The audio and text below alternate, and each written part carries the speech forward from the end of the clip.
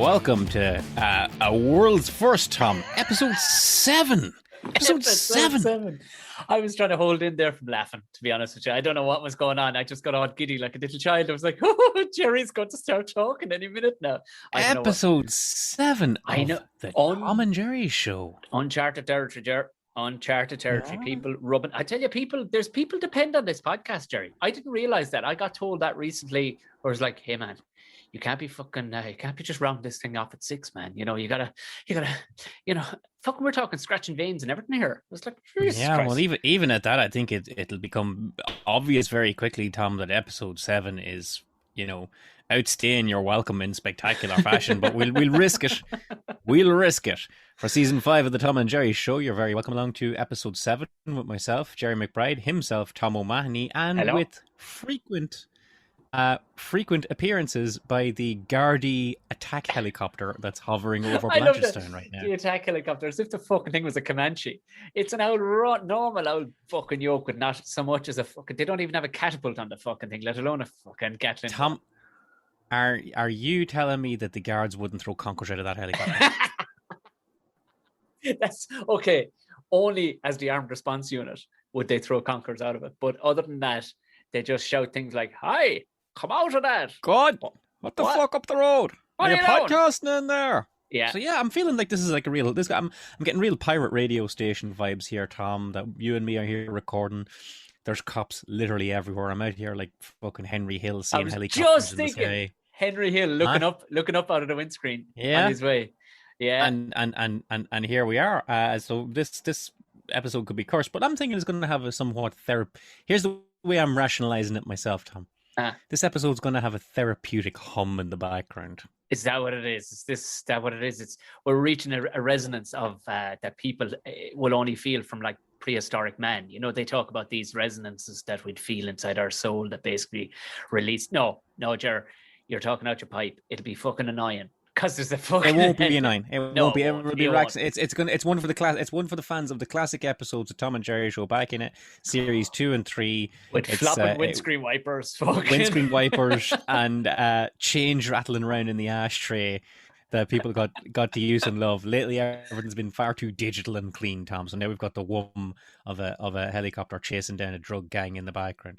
Yeah. How are you, Tom? How are you keeping, pal? I just plowed in with my fucking West Dublin problems over here. How are you keeping? I'm grand.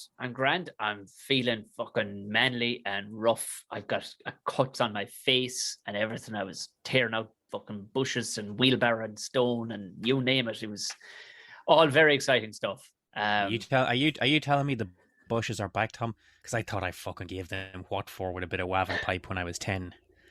Are you telling me they've grown balls and come back after the hiding I gave them for a full summer? I think you knew. They know you're out of town. That's what it is. You're gone soft. It's you. You've gone soft. You need to make a comeback. You're wabbing I'm not pipe. gone soft. I've got the actual fucking riot cops hovering over my head. Listen to that, listeners. Here's just some unadulterated one here. Listen to this. Listen to that, guys. That's Blanchardstown. The fucking popo. Have they opened fucking Krispy Kreme again? Is that what's after happening? No, I mean, you just know that down the road there's some fucker that has 5 stars on a real life Grand Theft Auto when he has the helicopter after him. Do you know there's you think, I was trying to think in my head, is there any comparative around here in the way of the popo and the 5-0 and whatnot, coming, kicking my fucking house down and whatnot, but up the road here, this is rural Ireland, and maybe about a year ago there's a house up the road and it had been rented by these a Scottish couple, supposedly very nice people, but the ESB had noticed an extreme prolonged spike, which can happen with farms and stuff because milking machines and all the rest, but it was prolonged. And power washers and shit like that, yeah. And it turns out that they didn't have any frost on their roof, Jero, and everybody else had frost on their roof. Basically fucking a grow house straight across the way, growing the old fucking devil's cabbage. Full to the roof it was. From top to bottom was a hyper, what do they call it? What does Snoop Dogg call it? Hyperbonics. No. The hyperbolics. It's not the hyperbolics. The hydro. Yeah. Hydroponics. That's it. The hydroponics. There the we old go. sticky icky. The fucking Yeah. no sticks, Jesus no Christ. stems, as he would say himself. I'm getting fucking weird. Two of us are just getting whiter by the second. We're like the Yeah, fucking I know. Casper's I was evil just uncles over here. I've become fucking translucent. I'm so fucking Yeah. white over here. Yeah. Apparently, they were a lovely couple. They had a lovely dog and whatnot. A little I can't Scotty. imagine to be. I can't imagine to be argumentative, Tom. No, not when you're on the old fucking Moroccan Woodbine. In all fairness, though, no, they were apparently. But that was the height of, and the cops, the popo came down the whole lot with the chopper and everything. They had long since fucking skedaddled and taken most of the weed with them. Like, but the place was all lined with fucking aluminium foil. They had a really good setup. Like, I don't know how much weed they got out of it in the end, but apparently it was good shit. That's all I heard. It was good shit. Yeah, that's as good a time as any to roll on to this week's sponsor, Rockwool Insulation. I do need Keep to the frost on the roof of your grow house with Rockwool Insulation. Non-itchy. Non-itchy. That was the big fire retardant, and it is. Yeah, it's non-itchy. But if you get it wet, forget about it, lads. Forget about it. That's it. Fucking in the skip. Unfortunately, with Rockwool. But fire retardant and non-itchy, which is a very, very big plus when you're putting any kind of insulation in around a place. I fucking hate insulation, Tom. I don't mind it as much as most people. And it's a thing that should annoy the shit out of me, eating the arms off me. But nah, it's never bothered me all. I mean, I'm very ignorant, Ojer. I'm very, very piggy ignorant. Like, even a thing can be bothering me and I'll curse and fuck it all evening giving out about it. But while doing it, it's like you able to drink anything. Do you know the way you can just go, I'll drink. Okay, bull jizz, fine. If it means fucking saving my leg, fine, I'll drink it. And you just get through it. I think that's all it is. It's just like, it's got to be fucking done when you're doing it, you know? I was just going to say, you probably wouldn't notice an itch in your arms, Tom, what with the years you've spent with thorns in your bed from mowing down lone bushes left, right, and centre. That is a very, very nichey fucking. That was now knifey. I think bit of a old threat there. No pishog there. You know what it is? The Tom and Jerry show. Jokes for 6 people. Most of them over the age of 90. But anyway, hey, let's do a show, Tom. All right? Yeah. Fuck it. Let's do a show. What the hell? We're going to kick off the show, Tom, in spectacular fashion. Oh my good God, Jesus! There's no secret as to what's coming up. You know what it is, Tom. We've been giving out yards for many years, but normally we've only ever had to do 3 each per season. Exactly. So now you've had to go into the reserve tank, Tom. You've had to pull up the subs bench of shit to give out about. Because guys, unless you think that we planned this ahead of time. We decided to do episode 7 and 8 like last week. We said, "Fuck it, we'll do another." Pretty much. The crack's good. So, Tom, you've had to dig deep for some shit to give out. I have reached down on my motorbike of fucking Fury to the reserve tank, and I've switched it over, and that's where we are. Steve McQueen just about to fucking fire on through, and I have it. I did.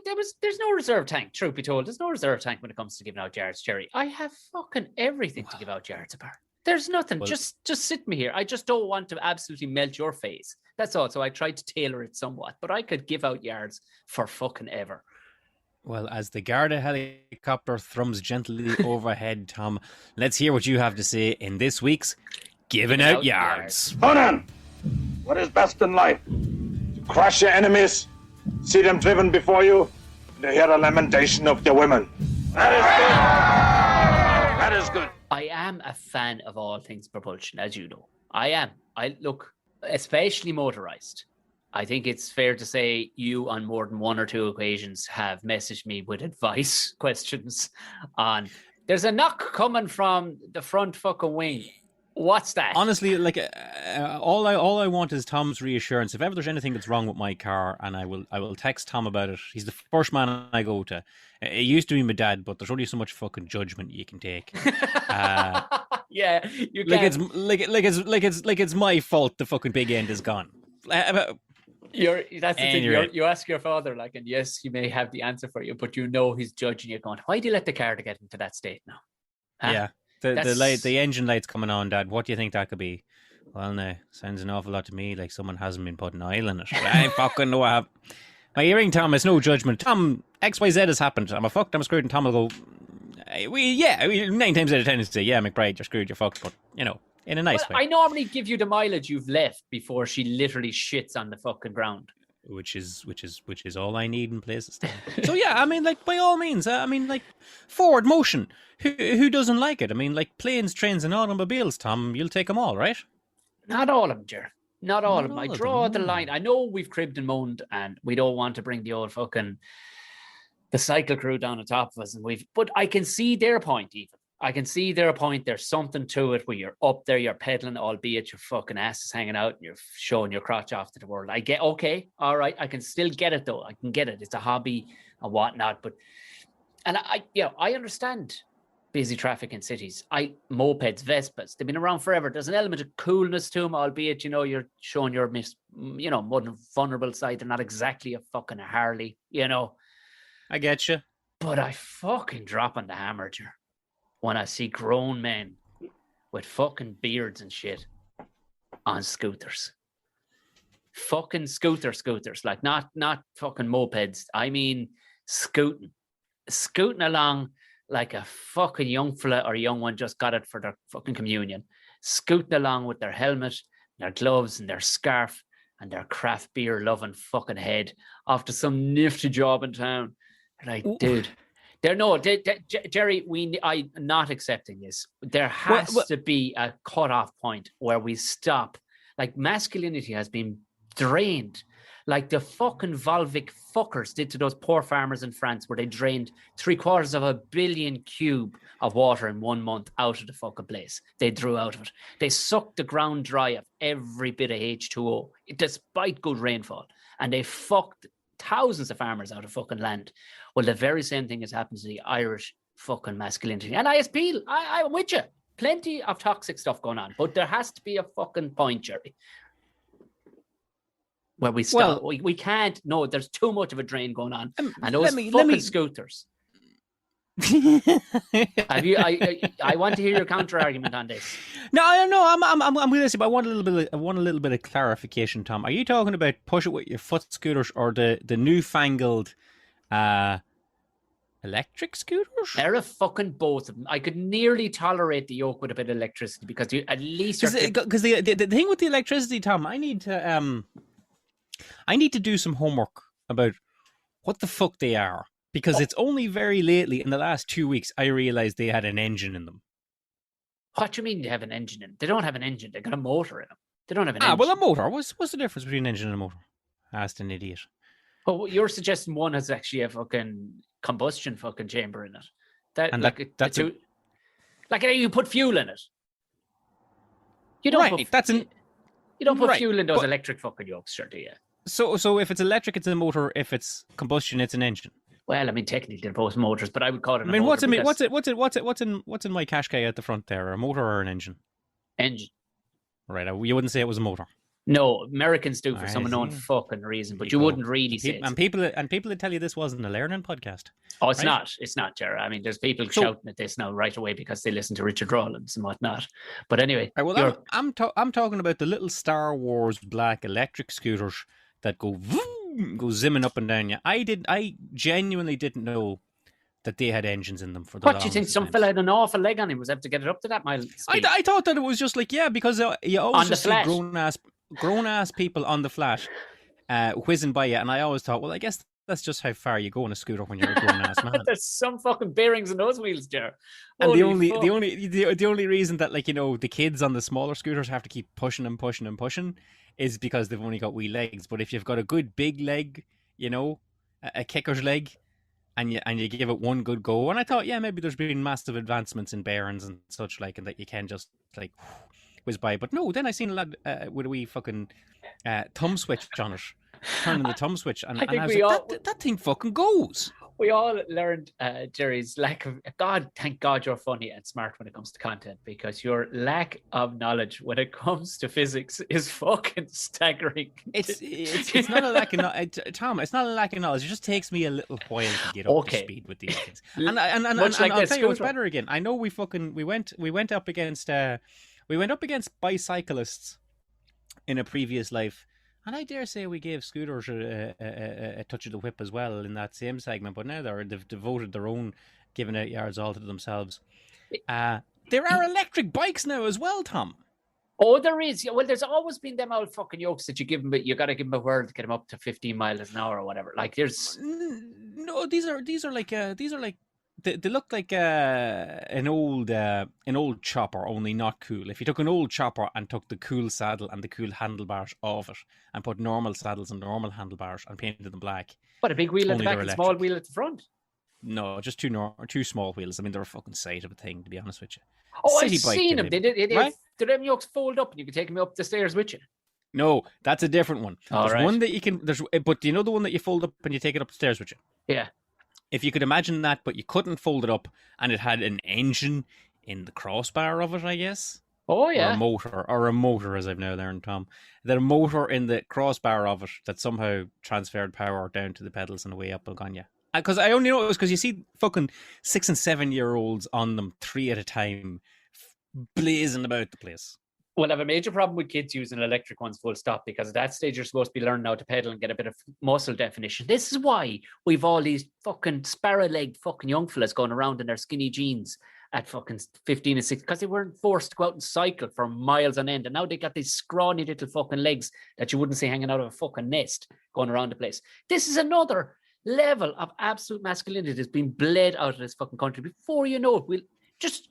nobody's, let alone other men, will be interested in this. No women will be interested. There'll be nothing left of masculinity. And I draw the fucking line at them fucking electric yokes, because regardless whether they have a motor or they're pushing the thing, Ger, you standing up like a fucking penguin on a board with a stick in your hand, and you're 33 years of fucking age, you need to be asking yourself some fucking questions. Do you know what I mean? You need to be grabbing life by the fucking neck and going, what am I doing here? Because this is the last level of cool. This is it gone now. Do you know? And the sad thing is, they actually think they're badass up in any yokes. No, you cannot see your friends in a fight with another group of men, like a fucking proper West Side Story, and come scooting in, drop it off, and fucking scrap something. You can't do that. You could do that with a motorbike, a BMX, anything. You can't scoot into a fight. That's all I'm saying, Ger. And that's where what I will say, the e-scooters, as I believe they are called, are a poor accompaniment into a West Side Story style streets. Let me take that again. A West Side Story style street scrap. I'll give you that much. But okay, you asked my counter argument, and I'm not going to rush out and buy one of these things. But I often imagine, Tom, what if I did? What would be my criteria for these things if I was to go out and buy one of these e-scooters for bombing up and down the way? So, like, here's the thing, Tom. Not everybody can afford cars. That's just simple. And in the city, with a lot of apartment living and some such, not everybody has car parking space. So it's like, okay, you rent your apartment or you rent your flat, and then you might have to also rent car parking space. And you're like, well, I just don't have the dollars for that, so I'm just going to get an e-scooter and fuck your car parking space. We'll just do it out. I'm okay, I'm with you on all that. You gotta get from A to B. Yeah. What would you do in a situation like that? Just fucking run. Fucking chopper.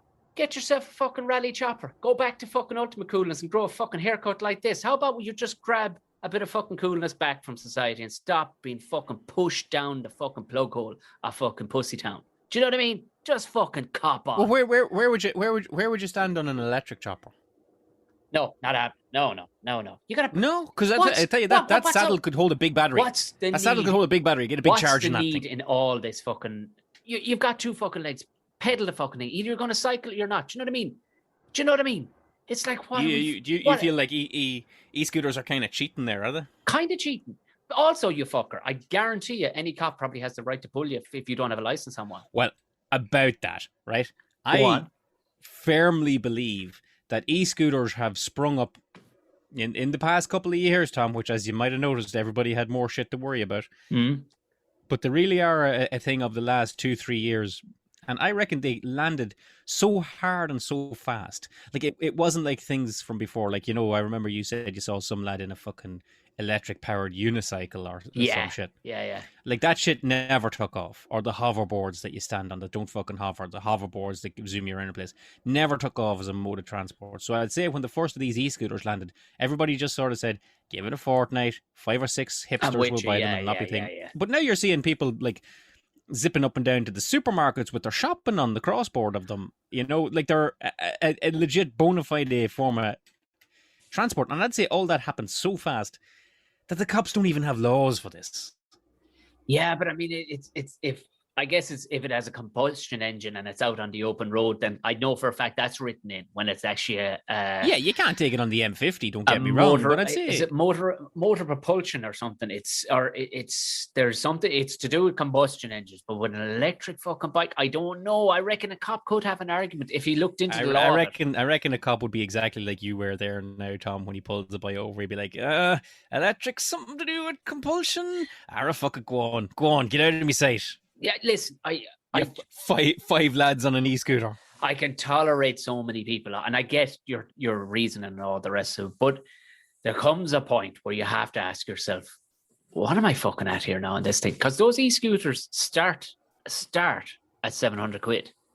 Now, I bought my first car for 50 fucking euros, Jerry. So I'm just saying. Saying. This is what I was going to say, Tom. If I was to go out and buy an e-scooter, and I'm not going to, I'm intrigued by them, but I would have probably dabbled in one when I was like 20 or 21. I reckon there is a dabbling area. Yeah, dabbling area. What I'm talking about, I would say I'm not going to hinder any driving around on one of them fucking things. Like, I'm not going to hinder anybody getting to work or getting to where he needs to be. Like, although don't take it out on the open road. And if you hit me, I guess we're going to have words about it. If I was to go out and buy one of those, Tom, here's what I'd be looking for, right? I would be looking for a saddle, a roof, and fucking steering wheel. I would certainly be looking for one that held a charge for a very, very long time. So I want to plug that thing in while I'm at work, plug it in, and then it's going to carry me the 20 miles home. Yeah, I don't need that thing to wimp out after 10 kilometers like your phone. You know the way if you had your phone for very long. Electric vehicles, the anxiety, if you're in fucking West Kerry, the anxiety you'd have about your phone alone and all the other electrical things that fucking dictate your life from your laptop. And now your car is going to go, or your whatever this thing is that your e-scooter is going to go. Like here's the thing. You can run out of petrol in West Kerry as well, I'm sure. But I'm nearly certain I've done that myself. But what I'm saying is they're of little or no use too. So I asked Emma Dorn, who has one. Emma, a lady who has one. Absolutely no problem with that. But even I said to Emma, so you're still using the scooter? She went, bollocks of a thing. She says, she's got to go across town. And from fucking September through to fucking March, you may as well be wasting your time. Murder, because it won't go fast enough to get you to the gig to go across town. Because it just doesn't have the power. So you're frozen to the fucking border of the thing. Schnott's streaming back your face like two slugs went back there. You're fucking absolutely dying on the yoke because it'll only do a small amount of. So it ain't even motorbike speed. It's not even moped speed. Gotcha. So you're fucked 6 months of the year in Ireland. Do you know? Like they're not true, cool. But like, they're not practical. They're fucking.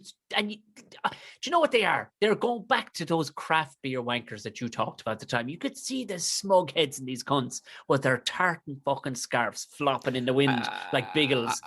Like I will say, there's a degree of that. Like there is a degree of that of lads that I see that are too cool for school. The e-scooters, I think, have burst through that. That's the one thing that I'm just hesitant about throwing them in the bin just yet, because I do see that they've broken through to a number of people that do genuinely use them as a legitimate form of transport and aren't putting on any airs and graces.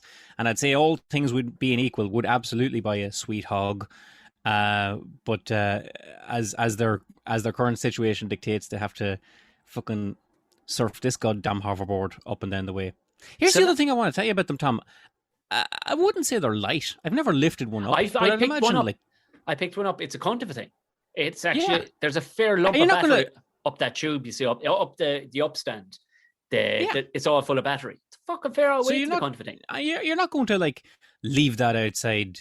You pull up at the pub and leave that outside the gig and go up and do it. So you're going to have to. I'm just thinking about the international here. You're going to have to carry that fucking thing up 2 flights of stairs. Yeah, which is a pain in the hole. Yeah, yeah. It's like all things being equal, we'd all be riding bicycles. I give you that much, and such like. But yeah, you kind of have me a little bit, Tom. And certainly, like if you are gonna like if you're going to blaze into town on one final run with a crossbow on your back, probably an e-scooter ain't the thing to do it on. That's I'll give all you that I'm much. saying. That's all I'm saying. If you're on one, get your fucking head down and just take your medicine. You look like a fucking langer. Like, just take your medicine, get to where you need to go. We understand the situation. Like, I've had pieces of shit cars where you got to keep the head down. You're going, this is just one fuck. Like, I've had Volvos, Jer. You know what I mean? And you don't want anybody seeing you the thing. Like, you're just going, oh, look, it's fucking a necessary evil. And you keep the head down. But it's when I see a bloke in his mid to late 30s or into his 40s, head up, smug as fuck, like just zipping through the fucking... And you're going, dude, what are you doing, man? That is the least cool fucking thing you could, like, just shy of having. I'd actually let you off at rollerblades, even though they're so from the 90s. I'd even let you off at rollerblades, but get your head down. Do you know what I mean? Tuck, get on a balaclava, or as they call them, ski masks.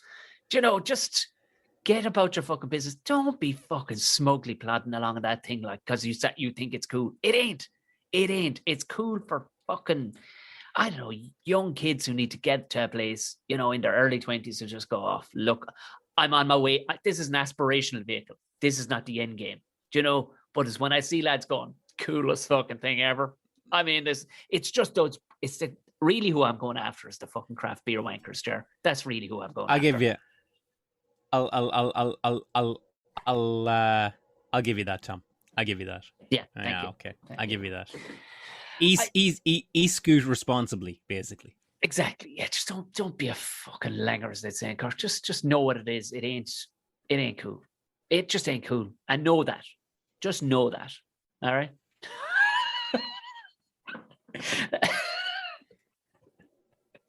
Oh, I'm a cranky cunt, I know, but it just all boils down to fucking langers, really, when you're just looking at a fellow with that head, Jer. But look, I won't say no more about it. I've had my piece. Excellent. I won't say my piece. Excellent yards given outage, my good man. Thank you very much. Well, from the angry to the calm, Tom, we'll rock on with the show here now, because as much as we like to give out about stuff, every now and then we like to talk about things that we like. But, we could just turn around and say, well, I love a mug of WD-40 in the morning, Tom, because that wouldn't be, wouldn't be beyond the pale, the realms of possibility when it comes to the likes of us. It's true. But there are things every so often, and there's been a few oddities pop up, and we've dug this one back up out of the group. And I think we shocked a few people, and I think a lot of people have liked your posting on Instagram. I've shown, I don't know how many people, some of the pictures you sent on, especially those feet things. Listen, they've arrived. And I think I'll do them this weekend. Oh, get them on your feet, Tom. Oh, I'll fucking live tweet you. I'll live stream you. Buddy. You do it. It's going to be gross. But it was all part of a segment that, of course, elements and items from around the world and in our lives that, you wouldn't expect. It's in a segment that we call You Wouldn't Think I'd Like This. Oh, well, we like goblins, bats and fishes, but we hasn't tried horses before. Now, sure. I'd like to know, because you have some odd shit going on. I got some odd. There's layers to me, like, yeah. You know what I mean? Like, as much as you could just indiscriminately open up on hate fire on a whole pile of things and say I hate this, this, and this. Every now and then I'll take a step back and say, you know what? You're a tender soul when you want to be, aren't you? You're tender. You know what? The older I get, I see the good in everything. Whereas, like, as a younger man, I can rest assured you, Tom, my gear was very much in the opposite. So it will absolutely come as a surprise. I know I've surprised you a couple of times, Tom, when I've said that you wouldn't think I'd like these things, and I've taken you back, fractured our friendship, put the Tom and Jerry show on shaky ground, and none more so, I believe, than this week. Oh, God. This week I'm going to tell you, Tom, you wouldn't think I like this. I quite like social media influencers. Oh, you absolute ball bag. How are we going to stay friends after this? Oh. I gotta be honest with you, Tom. You got what you gotta do in a situation like this, all right, is look at the whole picture, okay? You got to look at the whole picture. You got to look at what's going on here. Like, what do you see? Tell me, Tom, what do you see in your mind? Word association, when someone says social media influencer, where do you go? I'm going to pause there for a second, and I'm going to tell you. Well, not pause, but I'm going to tell you. I almost today did my giving out about something close to this. I went to do a story on my phone the other day, talking to my phone, right? I'm in the back of nowhere. I'm in the back of Beyonce. And I went to walk out. And all it was talking about this podcast to say one was coming out tomorrow. It was on Sunday. It was about to come out tomorrow. And I was walking out the back door of the phone. I had some filter on with my hair was all spiky and stuff like that. And I'm walking out the back door. And a bloke was feeding cattle on the other side of the hedge, fucking 60 feet away. Like he would have only barely seen me walking out with the phone in my hand, but a fucking shame came over me for what I was at. Because I went, oh God almighty, he's looking at me thinking, who's this ball bag influencing on his phone? Now, he didn't know I wasn't FaceTiming fucking, the space station, for Christ's sake. He didn't know what I was doing, but the shame that came over me. And I was thinking to myself, where do you have to be in your head? What stage, what decade were you born at? Where that level of interactivity where you justify that level, where no shame, where you see people in a park with the little Asian schoolgirl look, and they've got the peace sign and the duck lips. Where the fuck does your head need to be at to think that that's an okay thing to be doing? Now, maybe I shouldn't have been as embarrassed as I was in front of that man feeding the cattle, but I think I'm too old for never to be. And I wanted to almost say to you today was go on about what kind of fucking ball bags. But then I don't know them. Maybe they're just youngsters. But again, if I see a man my age doing it, I'm like, dude, you need to fucking grab a hold of life by the fucking throat because you're at nothing. When I think of social influencers, Jerry, I think of absolutely that. Doses in the park. Everybody's selling makeup. Every cunt is living their best life. Everybody is either a hashtag wanderlust to love to travel. I'm too critical of a person to buy any of the cuntology. And the sad thing is, some friends, people I know who are youthful, and they're trying to break into that market, and they've completely morphed themselves into this thing where I'm going, lad, the next time I see you, I'm putting your head through a plasterboard fucking wall for that shit. So that's what I think of when I think of social media influence. A pile of fucking ball bags. That's what I think. Sensing a lot of conflict in there, Tom. A lot of conflict in there, Jar. I gotta tell you, like Palestine, that's what it is right now. It's like fucking the Gaza Strip with me when it comes to those that carry on. I just can't. I cannot. Yeah, if you want to sell me a fucking car, fair enough. But if you're putting up these where it's just these grotesque amounts, when you look at somebody's profile and their entire profile is just their face, you're like, you unimaginative cunt. Show us this fucking back of your head for once, will you? Show us your fucking dog. Show us a fucking something funny. But you unimaginative cunt, you've done the whole thing. And the thing is, people seem to like looking at people's faces. We all have one. I don't know. I don't get it. I'm getting in your way. Please explain to me why you like social influencers. I'm just letting you get it all out there, pal, because it seems to me like you're like a lot of people. You don't like social media influencers, but when I gave you 5 minutes to explain yourself there, Tom, you couldn't quite put your finger on what it was you didn't like, other than you just didn't fucking like them. And I get that, because the majority of these people are young. I dare say a lot of them are attractive, and a lot of them are making a whole pile of money. So what you're looking at here is a lot of young, attractive people making way more money than either of us. And I get it, Tom. It's a very easy thing. That's a very easy thing to get mad about. I'll explain to you why the one or two blokes I know who have really gone this way. It's this convoluted fakeness that people are supposed to buy into, that I know you didn't take that photograph as you sat there wistfully looking off into the distance. And you're just, hey guys, just remember, be good to yourselves. Sometimes the little wins can come through a day. And this big, long-winded piss bag. And then at the end, it'll be like, oh, by the way, check out fucking sponsored by fucking, fucking Schnarly's Forex Crisps, trading. And it's this wistful looking off into the distance, or just like, oh, you caught me there. You totally caught me with that candid photograph.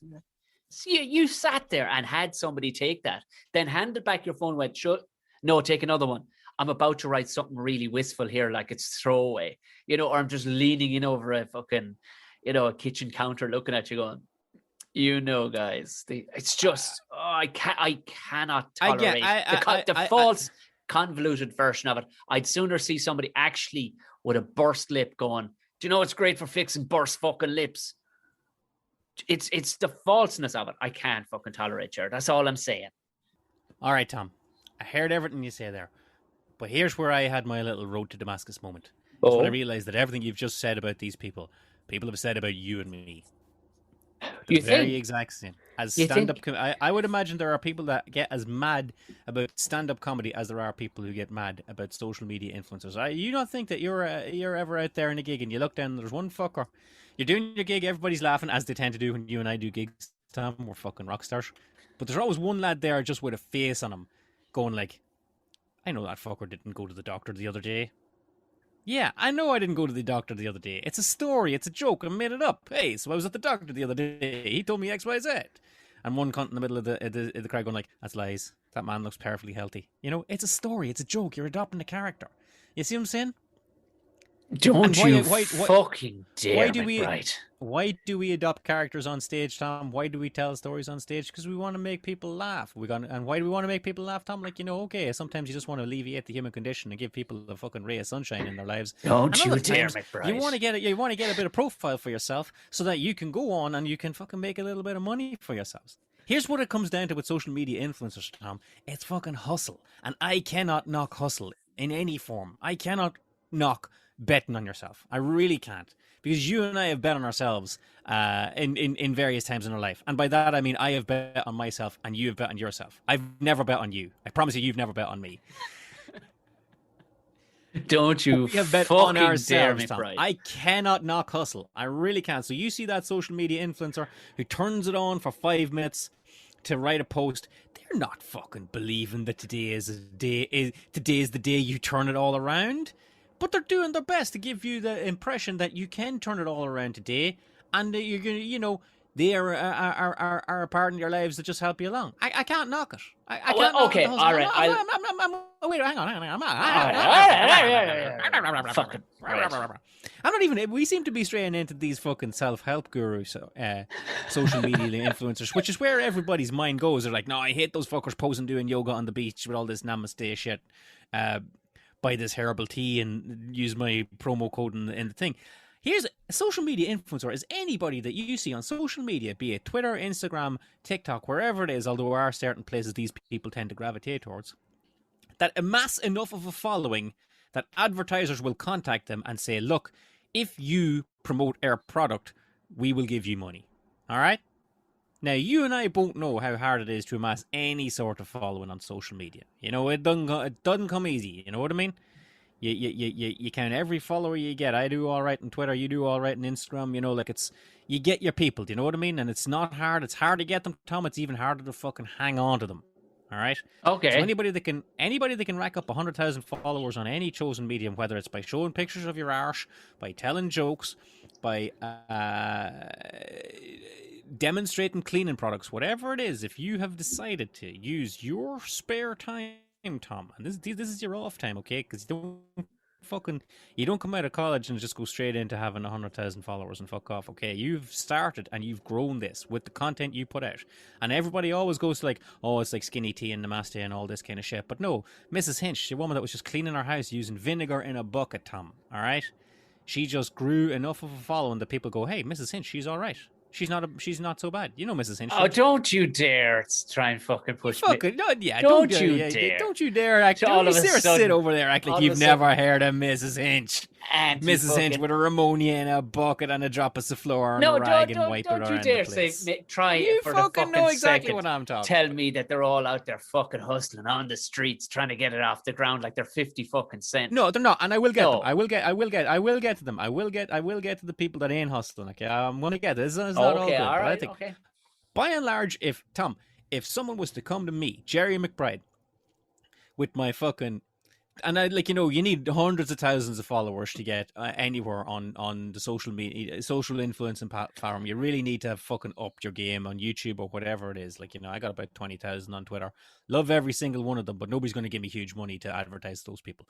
But if I was to get up to a point that WD-40 was to come around to me and say, listen, Jerry, next time you are talking about loosening a hinge, you mentioned WD-40 or indeed DT5, Tom. If let's be honest, I'm going to get DT5 money before I get WD-40 money. If you give us a wee mention, we'll give you €20. I'd be mentioning them fucking straight away, Tom. I'd be mentioning them but you promptly. Didn't. But the thing is, you didn't fucking amass that. You didn't amass that status by whoring yourself on the hope of getting that. That arrived as a result of all high quality good work you did beforehand. I'll tell you, Tom, you only have to do it once and someone will fucking give out to you. I've done, to the best of my knowledge, one social media influencing job in my whole life. What was it for? I'm open to being corrected on this. It was about 4 years ago. Coors Light did they did a thing down in the Docklands where it was like an igloo. Oh, yeah, right? yeah. They did an igloo, and they got on to me and said, look, do you want to come down to this? And we'll give you free entry to the igloo, which is very exclusive, and, all this kind of thing. And you get a couple of free pints, and I think there was like some money may have exchanged hands, but nothing major. It was like 50 quid or whatever. If you come down and just send 2 tweets to your followers that the Coors Light igloo is in the IFSC for the next 3 nights, and it's a wonderful way to fucking spend 50 quid. And I said, you want me to go down and to drink 2 free pints and get 50 quid to send a fucking tweet from the IFSC? Grand. No bother. Landed down, done it, and away and gone. And the amount of fucking abuse I got. Oh, you're selling out. Like any fucking cunt wouldn't turn down 50 quid and 2 free pints to send a tweet. I sent thousands of them for free, Tom. All right? Oh, you're selling out. What do you mean I'm fucking selling out? Explain yourself. Would you not take money for that? Or would that be an affront to your art? But there's would no that way. be too gauche for you, Tom Bear? Listen, if I help somebody out, building a fucking wall, and I say, here's 50 quid, Tom, put that in your pocket, buy a few sweets for yourself, whatever the patronizing thing you man has to say. I say, sound as a pound, thanks very much. But never would I turn around and go, I think you'll find I'm now a bricklayer. No, it's just a thing that came about as a result of what I'm actually at. But my whole thing is that somebody actually steps out to the public and says, the only thing I am is this fucking husk of a human that will take on anything that would perpetuate based on my head. That's where. All right, okay. The cynic in me, I can't tolerate somebody so vapid. We got a couple of things at play here. All right. Number one, what you're talking about is someone that makes the decision to leave their fucking job in retail and go full-time at the social media influencing. And anybody that does that, Tom, I say fair play to you. All right? That's betting on yourself. That's like, you know what? You got a little bit of work out of this, whether it's doing makeup tips and all of a sudden you've got a contract with Avon or whoever does makeup. Tom, I don't fucking know. Avon, I guess, whoever. Right? Avon was an Edward Scissorhands. That's the only reason why you know that. Okay, so if someone does that, I say fair play to you. You bet on yourself. All right, okay. And I don't see anybody that just fucking rocks out of college with 10 Twitter followers and says, okay, I'm giving it all up to be a fucking whatever. Okay, you work at it in your spare time, and then you make enough profile. You get your profile big enough that you can take a risk and say, fuck it. Okay, we're leaving the job behind and moving on. I cannot knock that, Tom. In your heart of hearts, you cannot fucking knock that. Yeah, no, I can. Yeah, no. Get a fucking job. Right. Yeah, all right. Go on. All right. I honestly, based on what it's, I suppose it's so broad. But that if it was based on a thing like, there are some great people to follow who do just things that have some level of intricacy, but it's the cunt that just stands camera forward Tom, and just take a photograph. Here's what I'm going to tell you. Everything's interesting to somebody. So whereas I wouldn't, I guess so. Fucking look at I would not look at some dude with a 6-pack staring off at another fucking sunset selling Santropic tannin oil or whatever the fuck it is. 50 tweets out of 51. I wouldn't do it, okay? But there are other people that if you follow, what do you call them? There's a wonderful YouTube account called Odd Tinkering, and it's a guy that restores shit.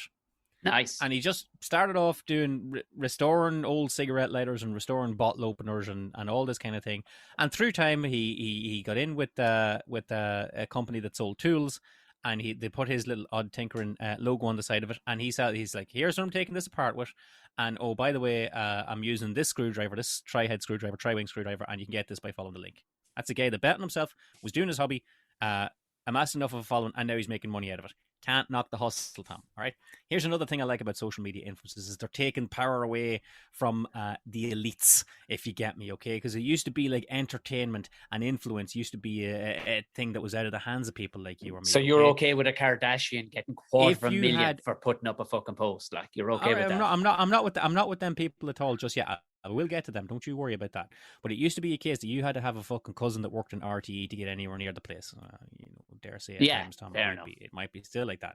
Whereas now, you can be some fucking lad from the Midlands with no friends whatsoever, but just have enough of a personality about yourself that people say, this kid is all right, and all of a sudden, you are making the money, and they are coming to you, Tom. I can't knock that. I fucking can't knock a self-made person that all of a sudden, the elites that wouldn't piss on them a year ago are suddenly knocking their door going like, oh, would you mind coming around to this? Can't knock any of that, Tom. I can't knock the fucking hustle, okay? I've got a serious gripe that I need to talk to you about before you finish, so let me in whenever the door is open.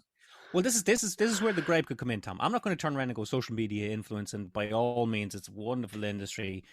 Let's all quit our jobs and do it, okay? And I certainly have a huge bone to pick with any social media influencer that just takes the Kool-Aid and just doesn't give a fuck. So you see these people that are selling, the Kardashians you may have mentioned, selling skinny tea and skinny lollipops. In order to get into the shape I'm in here, it's not my team of stylists and my plastic surgery Photoshop and my Photoshop. It's no, I suck this lollipop and it burns calories off me, okay? You can take all that shit and jump in a hedge with it, Tom. That's obviously using your power for good. But I do believe, by and large, social media influencing works very, very well. It can get you a whole pile of nice content. I mean, nothing gladdens my heart more, Tom, than when you see somebody that was making videos for them by themselves, and it's clearly on a shitty fucking Nokia phone, and they've no money, and then they do a bit of social media influence, and they get a good high profile, they do a bit of influence, and they get a bit of money, and they spend it all on themselves, and all of a sudden their equipment gets better, and their sound gets better, and everything just gets better, and the content just gets better. I fucking love that, Tom. Yeah, but I guarantee you that person would not call themselves an influencer. They'd call themselves a creator, a genuinely creating content, which I'm totally okay with. And I think social media is meant for that. But who I'm talking about are the fucking absolute fucking rats of humans that and this is where it gets real fucking dark and disgusting. I've worked with a couple of high profile or highly talented singers and dancers, right, in productions here in Ireland, but they were all based in the UK. And I was chatting to one chap. Now, he finished his top of his class in, I don't think the college is called Bird or something. Finished his degree, could fucking have gone anywhere. Was going to be in Billy Elliot, going to be in Cats, going to be all the West End. The West End was calling. Fucking aced any fucking audition he walked into. Right. Just gifted. And then comes the hammer. Just before all of this stuff happened, here comes the hammer. A great, wow, really well done. They're writing down, go, this is fantastic. Honestly, that piece you put together, fucking so interpretive. You nailed exactly what we're talking about. This is brilliant. And this all came to your own mind. This is, wow, amazing. Wow, I mean, yeah, I can anyone see an issue why? I think you could be lead boy. You could be the head boy on this. How many followers do you have? What? Followers of what? I just dance 8 hours a day. I break myself. I've broken bones doing this. Yeah, but you kind of realistically, for promo of the whole thing, we really need to see all cast minimum 10,000 followers. So are you anywhere near there? Where are we talking? I don't know, like fucking 300? Ooh, 300. Is that? That's it, is it? That's it, yeah. But I'm fucking class at what you just did in the real world, Jerry, in front of these people for a theatre to perform in front of the real world. Not some fucking behind camera bullshit. This is going to be for real world stuff. And this kid lost out on it because some hunk of shit that came in after him had been pumping his face nonstop every day, looking wistfully off into the distance, just doing the same dance moves over and over again, posting them all the time, fucking 400 hashtags underneath. And he's like 15,000. He got the gig over him. Like, and I know the two that they're talking about. And it was like, are you fucking joking me? It comes down now to that. And that's the dirty side of it. Like, so yeah, well, I don't know. You know, I mean, like, it seems that your issue is not with social media influencers, Tom. It's your influencer. Your issue is with agents and showrunners and producers. I mean, like, there's nothing a social media influencer could do or not do to influence that decision. That's outside their hands. Mrs. Hinch isn't going to help that kid. You know, this is like that's. I'm gonna say that's a terrible story, but it's not on Mrs. Hinch. No, and I'm going to wrap it up with this, Tom. I'm sorry, like, you know, I think you're closer to this than you think, okay? And I know, like, in the mindset that it is all fucking skinny tea and all this kind of shit, but you're actually closer to it than this, Tom.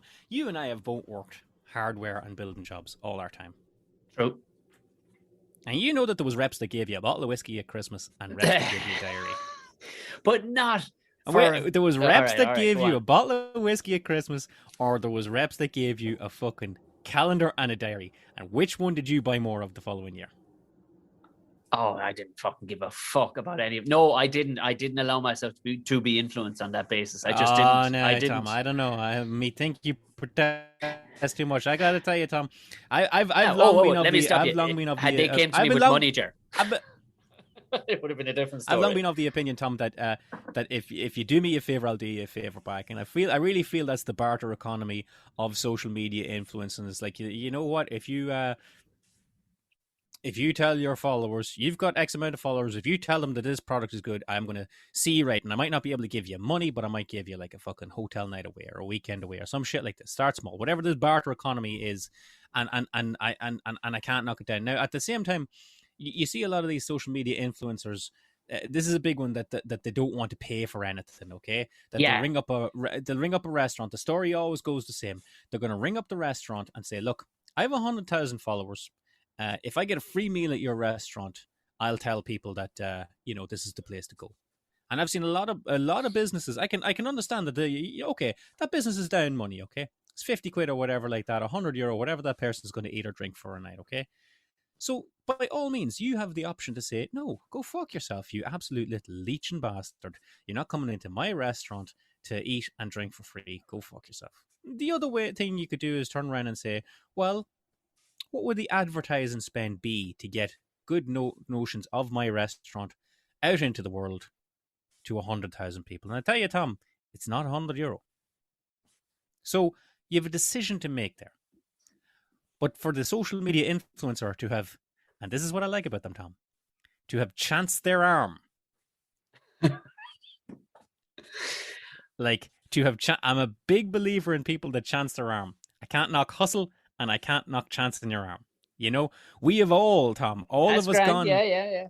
We have all of us gone at the end of a sale at a car showroom, at a wood flooring place, in an electrical shop where you're buying a fridge. We've all chanced our arms out of nowhere and said, "Is there any better you can do on that?" This is true. There's nothing good for the business to turn around and say, "Yeah, I'll give you 50 quid off." Why would I give you 50 quid off? I want 50 quid, says the business. I'm going to keep it in my pocket. But if you give me 50 quid off on a fridge, Tom, buddy, I'm going to tell everybody I meet that that's a good place to do business in. So you don't have to turn around. You're not a slave to these people. You're not held hostage. You have every right to tell them, no, you're all right. You're getting no freebies here. Sure. But all I'll say is do your sums. Do your sums. It could be to your advantage. You just never know. I wouldn't do it every night.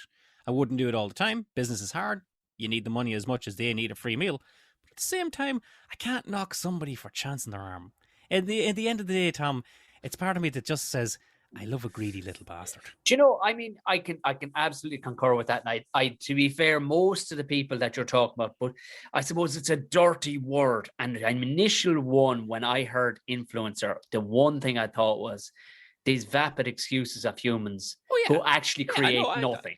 And I think more than anything, I get disappointed on behalf of fucking the public who actually follow these people as if they are something to be fucking, you know, when you see actual people putting out good quality stuff online, you're going, you should have way more of a following than fucking this absolute fucking knob end over here who has the biggest bullshit fucking factor. Fucking, you know, there's no genuine thing behind it. Like there's horses for courses, Tom. Like you can't. Let's like anybody that would follow you and me, and we look at somebody that has 100,000 followers because he has his abs and he has his fucking white teeth and all that. We were never going to get their money, Tom. They're not our people. They're never coming our direction. True. It just, I think more than anything, I get disappointed when I like, and so you know, I mean, it's the same in our business. There's the odd time you look and go, "Wow, how many fucking people are into that tripe?" Really? And then you realize, well, you see, that's just I think sometimes, do you know when you flop over maybe an old tarp that's been out for the fucking winter and yet you forgot about? You're like, oh, I need that tarp, and then you pull it back and you go, Jesus Christ, tis wild with fucking beetles under here. I never grasped there would be so many fucking beetles under that. I've gone the entire winter without considering that. I just thought that was a fine tarp sitting over that. I didn't realize that there was a colony of fucking beetles. Well, that's what it is. I forget that there's that many fucking absolute brain dead fuckers and nothing sawdust heads that are of the same species as you and me. And I forget about that because that's a nice thing to do, is forget that there are a lot of dumb fucks out there. And then all of a sudden I see this and somebody wistfully looking off and saying things like, the boy done good, or these phrases that you hear at the end of fucking... Yeah, don't get me wrong. Like, and then, there's a lot of social media influencers that I have no interest in. I have no hate in their content. It's poison. But by and large, the burgeoning industry that it is, I got to tell you, Tom, I can't knock it because it's full of, if you've been keeping score throughout all this, chancers, hustlers, and cheeky bastards. Yeah. I just don't mind all three of those. I think that's a great motive to have, but have some content.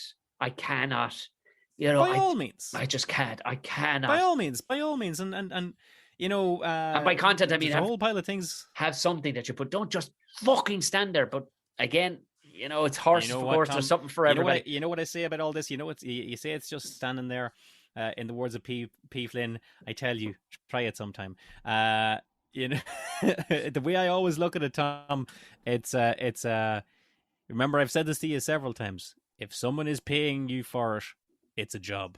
And if it's a job, it's work. So if you're getting paid 500 grand by some perfume company to go out and take 10 pictures of yourself in a day, that's a day's work. It's not breaking rocks, but it's a day's work. I draw your attention to Dire Straits' Money for Nothing. The two guys giving out that, you know, play the guitar on the MTV, don't be lifting fucking fridges about the place. But you see that playing guitar on the MTV, fucking worked hard to get there, so you, Tom. All right? That's what it is. All right. Also, people giving out about social media influence and need to fucking go listen to Money for Nothing by Dire Straits once or twice. I'll let you have it. Fair enough. Or just listen to it anyway. It's a good song. It's a good song. It is a good song, actually.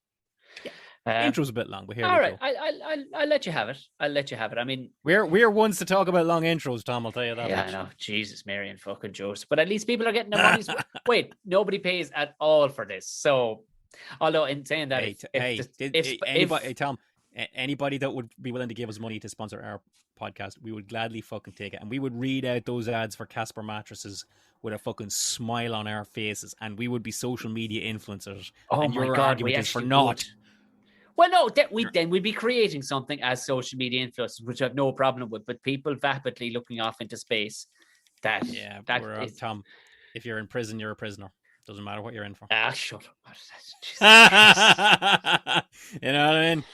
Can't say, oh yeah, we're in prison, but we're nicer than those guys. To be fair, nothing has actually boiled my blood at all this season and I'd be very interested in the fact that you make some valid points. And Tom, I've done my level best. But look, fair enough. All right, fair enough. But look, all right. let's get away from that before we end up fucking falling out of that. Let's go to our sponsor. Let's go to our sponsor here. Cool, refreshing uh, lager beer, Tom. Lager beer at its best. Imagine we Absolutely. had a sponsorship for lager beer, Tom.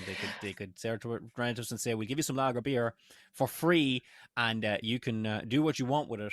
And then all you got to do is like read out a segment on your podcast where you talk about the drunkest you'd ever been, and we'll sponsor that segment. Oh, perfect. Wouldn't that Well, be nice? That would that'd be pretty absolutely, sweet, wouldn't yeah, that's so fine. Although I'm not sure if they would come on board with that, but fucking, we're still sticking with the segment regardless because Yeah, I mean, like, for that to work, we would need a segment where we talk about the drunkest we've ever been. Oh, fuck, no, wait, Tom, we have that. Yeah. And what do we call it? the drunkest we've ever been. I'm afraid that I was very, very drunk. I'm going to go with this one, and there was a few I was going to go for, and then I thought, what would interest? I do believe this is your last crack at the whip this season. It Tom. is. It is. I want to tell you a story that I know you'll like. You want to take me on a journey? Rather than just fucking going, fuck it. I like, okay, do you know, I was going to do a whole nostalgia trip of the night I chose to be a comedian. And then I thought, no, McBride doesn't want to hear that story. McBride wants to hear a story how I almost got killed by Russian fucking mafia. Again, Tom? Again with the Russians? Where did this take place? I gotta hear this. If this takes place after the Vegas story or before it, I have questions. It was actually in the Czech Republic. I don't think I was going. No, it wasn't probably going to end up that way. But we, based on me being an absolute child, saw an ad for a hotel. Didn't have any idea where it was. An ad for a hotel called the Grand Hotel Poop. The Grand Hotel, Spell, please. P-U-P-P. Pup. Pup. Now, what fucking Wes Anderson film did you see this in, Tom? Did see it in the film. Now, it has appeared in a Queen Latifah movie, all right, where she made I think she won some money and I don't know, she was going to die or something, and she ended up going to it and skiing and everything and all the rest. So she worked in a department store. But that's not the movie. Tom. Last Holiday. Yeah. That was it. Now, I've never seen it, but I know the movie you're on about. It went by its real name in that, but it went by another name, Casino Royale, where, 2006. It's 2000. No, this is not 2006. Yeah, 2006 would be. Yeah. Oh, it is. Craig's first Bond. The Casino Royale of Casino Royale fame. Exactly, and that's. And where did you say it was in? Where did you say it was? Czech Republic? In Karlovy Vary is the name of the town, right? Okay. So you're going. Okay. Tom, that place is a fucking genuine hotel. Yeah. And all I wanted is we have to stay there. We have to go there. I don't care how we get there or whatever, because it's a bit of a social media influence and job were you on that you were at the fucking Grand Hotel Poop? Yeah, I know. I know. And I remember speaking to a couple of people, it's like, Jesus Christ. Oh, I need to have a look at your fucking Rolodex. I wasn't. It was at a cut rate, of course. You know what I mean? This place is fucking ridiculous. Ridiculous. Yeah. A lot of old German money. Originally, it was, after like the early 1900s. Old German money, I get you, Paul. You get me. And then it became very Soviet. And it's a spa town. It's based on a spring, a lot of kind of Roman effigies and stuff around the place. You're supposed to be drinking this salty water. The spriggets for everywhere all over the town is supposed to make you feel very young. But I think more so because it's still kind of in the lost land of the Iron Curtain hasn't fully dropped all the way, if you know what I mean. There's still a lot of looking buildings around the place. Right. And a lot of people are flying in from bizarre places like Panama, Mexico, on their private jets. Fucking Kilkenny. This place is doing procedures that I don't think is allowed anywhere else. Like, it's fucking, like, we spoke to this one old Mexican guy. He was about 90. Just chatting with him on this bridge where we're having a beer, one of these kind of cafes that's across a bridge. And the guy brought his dog.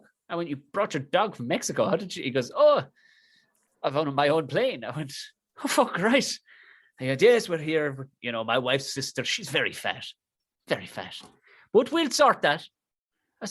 How fucking long are you here? He goes, 2 weeks. We're here 2 weeks. So you're going to sort? Yes, she's very fat.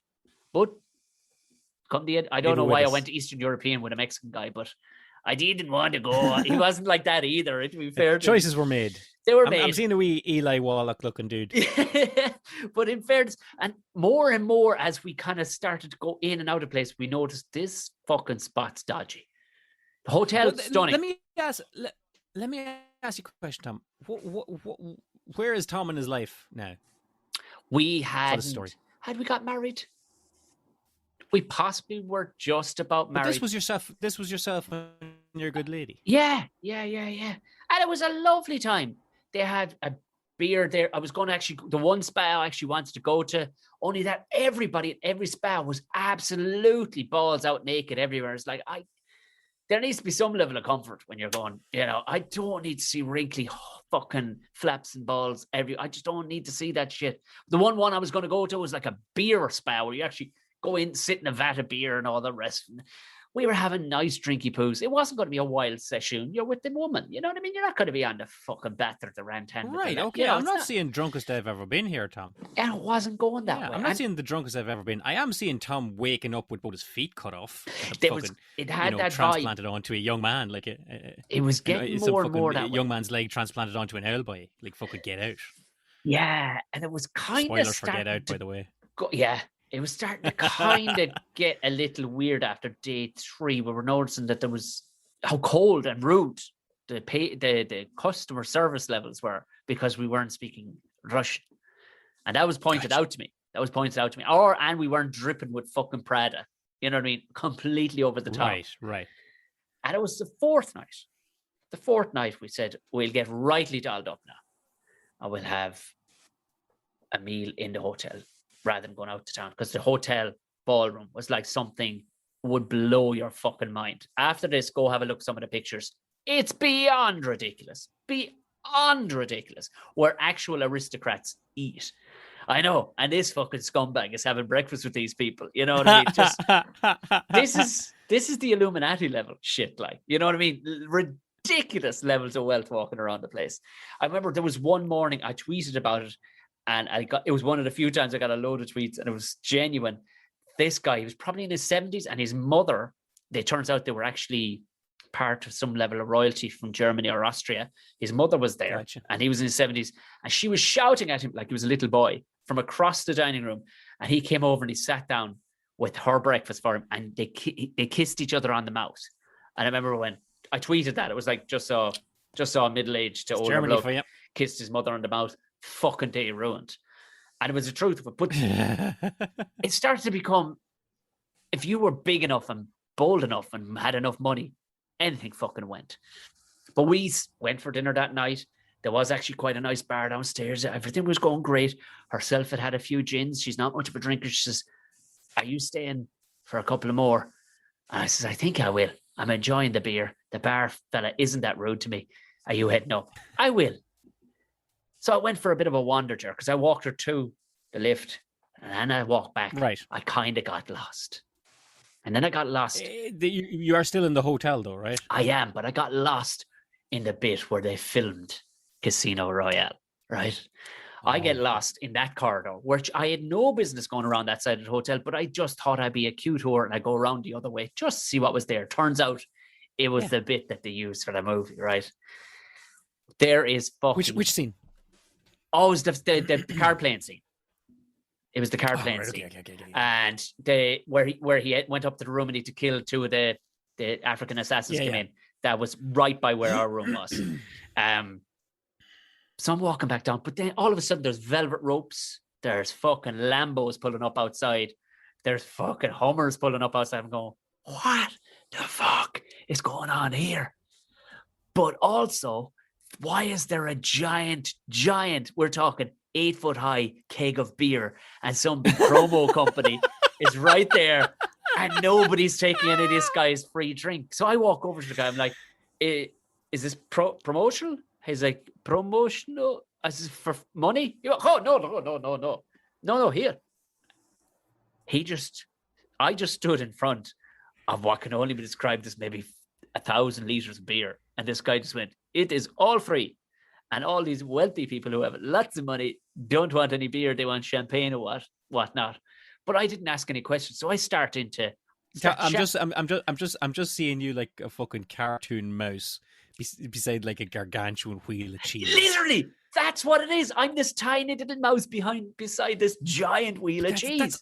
That's always a trap, Tom. Go on, I gotta hear this. I started missing why he was there, or who these people were, because it didn't become weird when you start to see these ludicrous cars in this fucking mountainous town in the middle of a forest in the Czech Republic. It didn't become, because so much wealth was there anyway. But the velvet ropes were leading into the ballroom right beside where this guy was. Hadn't paid any attention. I'm 3 beers in chatting with this fella in broken fucking English. He was the funniest fella I knew because he was giving away the free beer. Right. Then I started to notice, I said to Germanus, who are all these people? He goes, oh, it is Russian, how you say, film awards night. But really? Russian film awards night. And then I started to look at some of the heads. And you know when you see lads with hand tattoos, but they're old. Do you know those lads? And they're missing half a fucking ear. And you're seeing other lads with the 3 dots under their fucking eye or a teardrop. And they just drove up in a Hummer. And you're going, oh my fucking God, I need to go to bed. I shouldn't be hanging around here. But I've still got 3 free pints in front of me. I'm just going to stick my head in the door and see what's happening. I accidentally stuck my head in the door. And I purposely stuck my head in the door. But when I did, the security man inside the door beckoned me to step in or step out. I went, sure, listen, I only want to step in for 1 minute. I stood in for 1 minute. Nobody was leaving. I wasn't allowed to fucking leave. I went, no. He says, you're in. You're in. Now, I'd left all the fucking free beer outside the gigantic, biggest tank I've ever seen of free beer. But I've got 3 pints. It's okay. You've got 3 pints in your hand. In my hands. But then I'm ushered to go sit down at a table. So now I've got to sit at this giant, it's like a dinner dance. It's a dinner table. Gotcha. But there's the most ludicrous fucking things out there because it's not a dinner. There's just finger food being handed out. And it's ludicrous. It's fucking high-end sushi. It's fucking... I'm sitting there like a fucking... I had no business among these people. There is literally diamonds dripping off the women sitting on the old ones, or just people who are ludicrously done up to the fucking nines. And they're all looking at me like going, who's your fucking man? He must be some ledge bag. He doesn't speak fucking Russian. He just wandered in with 3 fucking drinks. Nobody for a second thought, I don't know, the vibe I got was that they were happy to see me. I may be wrong. In fact, I'm pretty sure I was fucking wrong. The night transpired, and I started having to fucking buy drinks then, because then all of a sudden now some people are buying me drinks, and they won't accept drinks back. But it's like you order for the drinks, but I know they're going in my fucking room. Ended up spending like 150 fucking quid, and all I wanted was a couple of. But then, do you know what this? Before you go any further, Tom, do you know what this sounds like? You in this ballroom. Do you know what it sounds like to me? The little boy that the witch has brought in. Yeah. To fucking turn him into a mouse. Like something terrible is going to happen to you here, and everybody's in on it, Tom. This is the feeling I got, because then all of a sudden this shit show. There was like 3. A child. There was like all through the night, Jerry. There was about 3 to 4 like 15-minute shorts. I don't know what the purpose of this thing was, but it sure shit was about nothing to do with movies. It was just so lads could give themselves awards. Genuinely, like lads went up on stage and just got awards, and they're all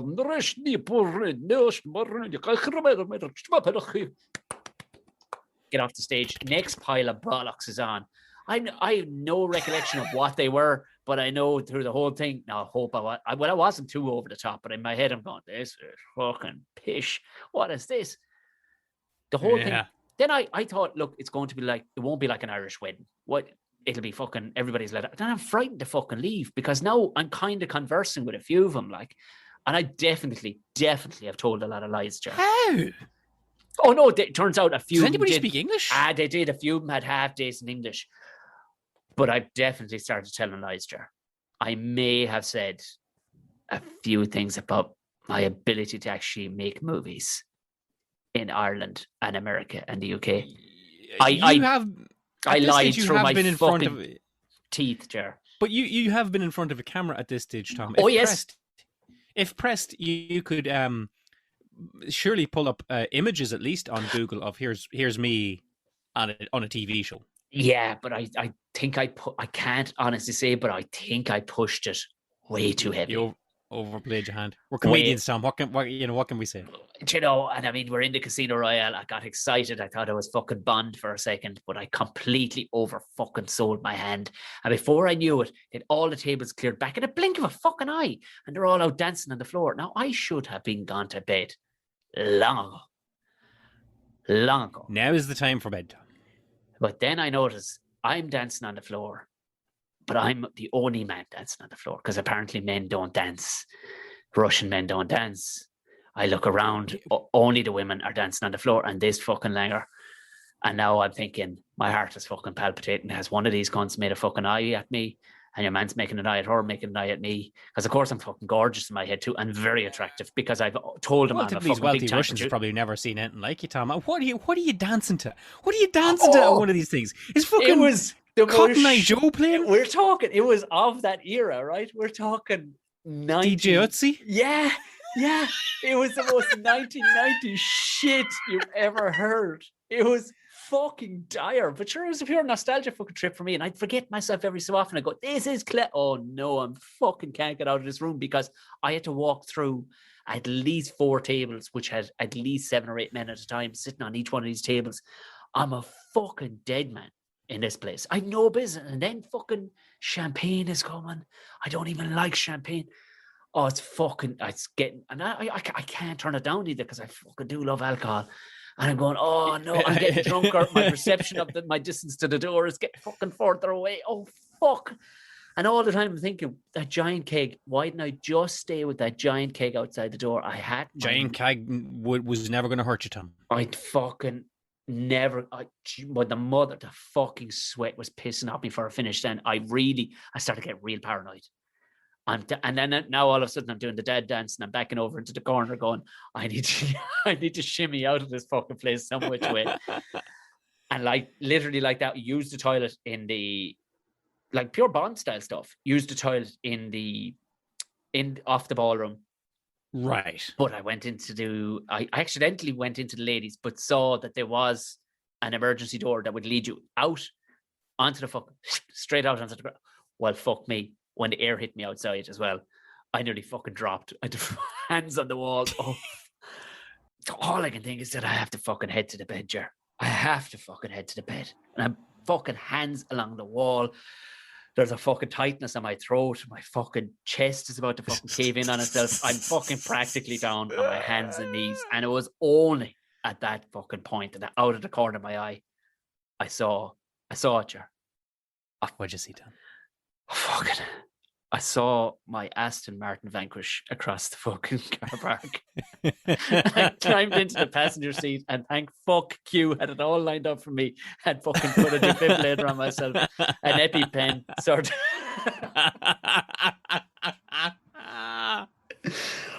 of. I just want you to go back up to the hotel room there, and the missus come in the morning, and you're sitting in your clothes in the shower. You just keep seeing their faces.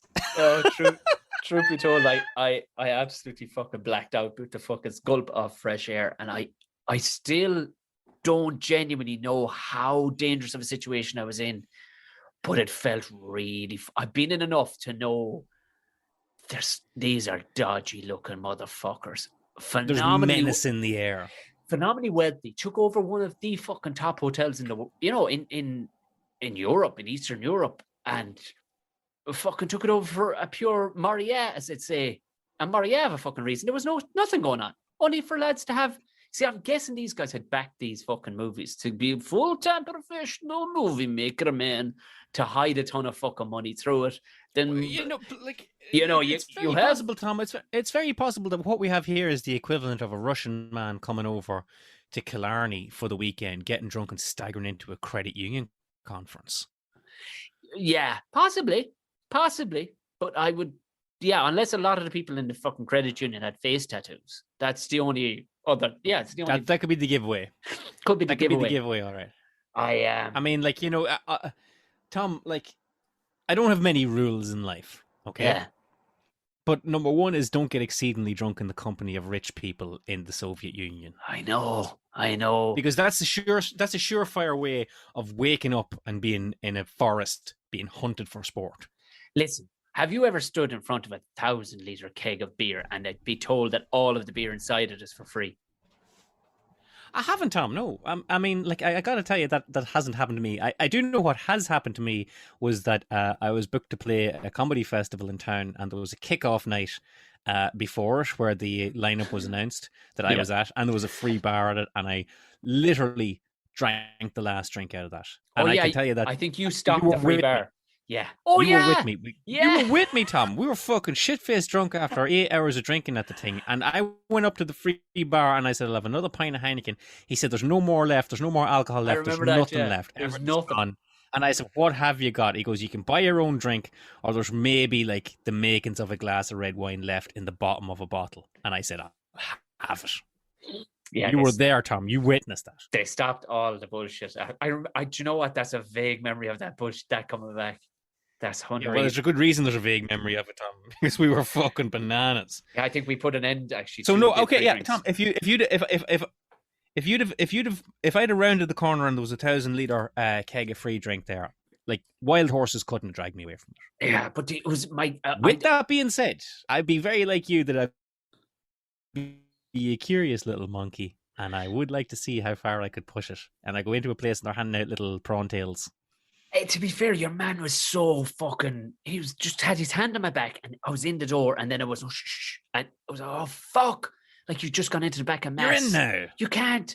And I thought, sure, I'll stop these beers away, and before I know it, I'll be gone then. But then I was told you have to fucking sit down. I thought, well, is this customary? Am I in a fire escape? What the fuck? And it just snowballed. Before I knew it, I couldn't get the fuck out of it. I've no idea how long I was in there either. I've no idea. Like, I mean, no idea. What'd your good lady say? She conked straight out. Well, but she probably fucking woke up and you weren't there. Yeah, she was probably a bit, but then she knows. Look at literally, Ger, at this stage, she knows like that. Look, yes, he may come up missing an ear, but he'll arrive back. He's a hardy old cunt. Like he'll end up. He's all right. It's like, do you know what them old good dogs that you don't get worried about? You know, if they go out the road, they'll fucking sidestep a car. You know them old good dogs. You're the human equivalent of a dog that we had that would frequently come back with like fucking badger traps on his legs. Yeah. Just dragging the clinking metal behind him. But he'd come back. That's the thing. He'd come back and he'd survive the fucking thing, and you deal with it then, like. And that's kind of her take on it since then. It was like, yeah, look it, he'd be all right. And to be fair, when I told her about the cake, she went, I get it. I get it. Hard to pass, Tom, in all fairness to you. And then it just snowballed. Before I knew it, I was in telling. But then the big problem was me telling everybody I was a big time producer. That was the big one, Jerry. Well, I shouldn't have done that. I wouldn't even say that was in the top 10 of things you did wrong this night, Tom. Yeah, right. But I suppose I was in among it. I had to say something. You out fucking cutting a rug to the Macarena out on the dance floor with a gangster's wife. It was all that. And I remember like, they all singing along to literally Gangster's Paradise, and they're all singing along in broken English, like doing the fucking last ketchup dance out. Tell me why can't we do blind doshi and you're like, none of those words that you're saying are English, right? You're actually saying right, okay, but I'm gonna dance along with you, and let's hope I don't die on the way trying to get out of here. But yeah. That was my drunkest ever in the Casino Royale or the Grand Hotel Poop. I'm sure it appears in more movies and whatnot, but it is anybody I've told had never been there. It's such an obscure place to even get to, let alone. Well, Tom, I gotta tell you, if this segment across this series has shown us anything at all, it's that we cannot bring you anywhere, buddy. You can't. I can't. You haven't in all this season. You haven't had a drink on Irish soil. No, and we're gonna. This could be a segment we might have to revisit. And I can do all Irish if you want. Jesus, yeah. That's incredible, Tom. That is incredible. And in the words of Mr. Bond himself, take it away, Q. Which I'm sure he said somewhere along the way. I don't think he did at all. He didn't say. It's you and me, Q. And fucked off. No.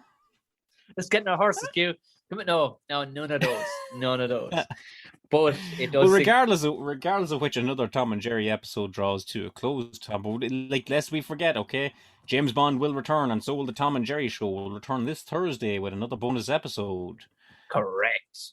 And this week we've branched into another field of the arts. We've gone for an actor and writer this time. Yes, Very, indeed. Very, very good. Very Yeah. good. Worst gig ever. This was good. This one will.